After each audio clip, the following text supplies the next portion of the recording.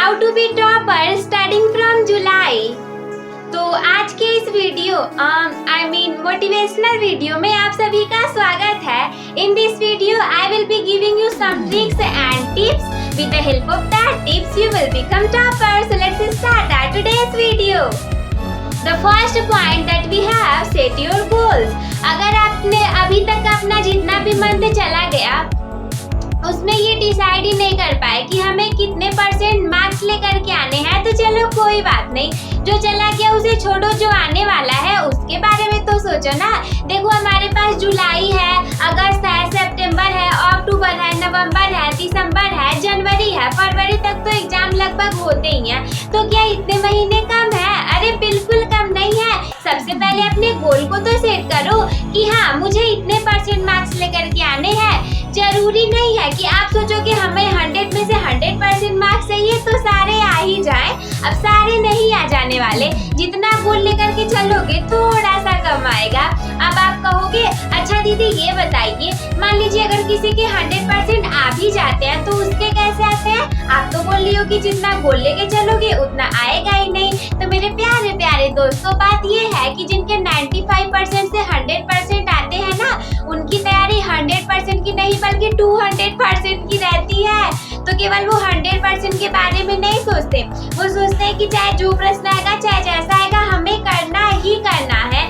तो इसीलिए क्या होता है कि उनके 95% से ज्यादा मार्क्स आ जाते हैं। अदर हैंड हम लोगों जैसे जो लोग होंगे वो सोचेंगे कि ढेर सारे जो इम्पोर्टेंट टॉपिक है वो सारे याद कर ले, एग्जाम में तो यही आने वाला है। और इन द केस क्या होता है कि जब ऐसा कंडीशन नहीं रहता, यानी कि हमें कोई अलग सा प्रश्न आ जाता है तो हम उसे कर ही नहीं पाते, या फिर यहाँ वहाँ से मिला करके जोड़ जाड़ करके लिख देते हैं, लेकिन तो भी हमारे उतने अच्छे मार्क्स नहीं आ पाते। 90% प्लस तो आ ही जाएंगे, लेकिन हाँ 95% से अब आप नहीं जा पाओगे। तो उसके जाने के लिए आपकी तैयारी 200% की होनी चाहिए, तभी जा करके 100% लाओगे। देखो सबसे पहले गोल सेट कर लो। First of all goal set करो कि आपको कितने % मार्क्स लाने हैं। यू वांट 90% और you want 92%, otherwise you want 95% और you want 98%. It will be your choice that आपको कितने % मार्क्स चाहिए। जितना गोल सेट करोगे, याद रखना 2 से 3% ज्यादा भी आ सकता है, कम भी आ सकता है। जरूरी नहीं है कि 90% सोच लिए तो इतना ही आएगा, इतना के हिसाब से पढ़ेंगे। इतना लाना है ना तो तैयारी 95% की करो, तब जाके के 90% रिजल्ट आएगा।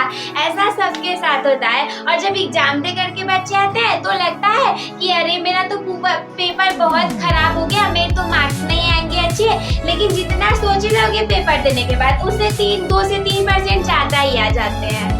The next point that we have कि make your study plan. अपने स्टडी प्लान को बनाओ। पढ़ने की चीजों को प्लानिंग करके पढ़ो। क्या होता है कि कुछ बच्चे 6 महीने यहाँ से पढ़ेंगे, 6 महीने वहाँ से पढ़ेंगे, 3 महीने यहाँ से पढ़ेंगे, मतलब 1 साल से ज्यादा नहीं, उसी 1 साल में मान लो 6 महीने इस कोचिंग में पढ़े, 3 महीने इस कोचिंग में पढ़े, 2 महीने स्कूल में पढ़े, 1 महीने ऑनलाइन क्लास लिया, 1 महीने ऑफलाइन जाकर ट्यूशन पढ़े।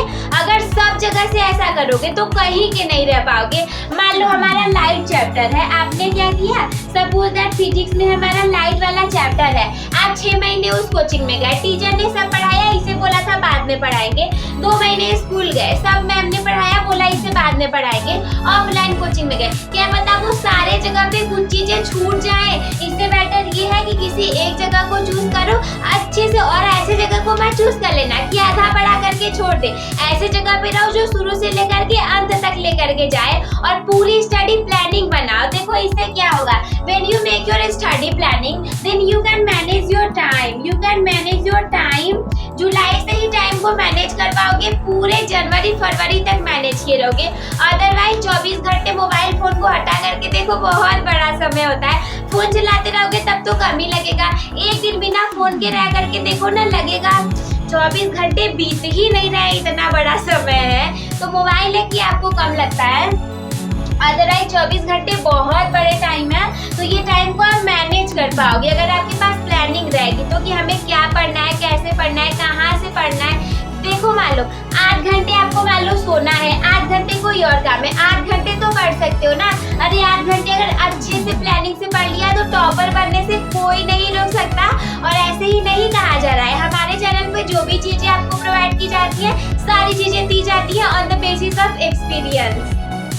The next point that we have कि विषयों को प्राथमिकता देना है, आपको पीरियोडिटी को डिसाइड करना है। देखो हमारे पास 6 सब्जेक्ट हैं, हो सकता है कि 6 आपको पसंद नहीं होंगे, आपको 2 से 3 सब्जेक्ट बहुत ज़्यादा पसंद होंगे, जैसे हो सकता है मैथ, साइंस और हिंदी आपको बहुत ज़्यादा पसंद हो, बट और सारे subject like social science, art, home science and Sanskrit, बहुत सारे सब्जेक्ट हैं वो आपको नहीं पसंद हो। लेकिन एक बात ध्यान से याद रखना और सुन लो, वो बात ये है कि टॉपर वो इंसान कभी नहीं बनता जो केवल एक सब्जेक्ट में 100 आउट ऑफ 100 लेकर के आएगा। सपोज दैट एक में आपके 100 मार्क्स आ गए और 2 सब्जेक्ट में आपने 50-50 मार्क्स लाए, और वही एक तरफ आपने मान लीजिए ये कोई पहला बच्चा है जिसके कि इतने नंबर आए हैं और दूसरा कुछ इस प्रकार के है कि उसके तीनों में 80 मार्क्स आए हैं, तीनों में, एक में 100 नहीं है, 2 में 50-50 नहीं है, बट 80 मार्क्स है। तो आपको क्या लगता है कि ये टॉप करेगा? 100 आ गया तो ये नहीं करेगा? नहीं, ऐड करके तो देखो,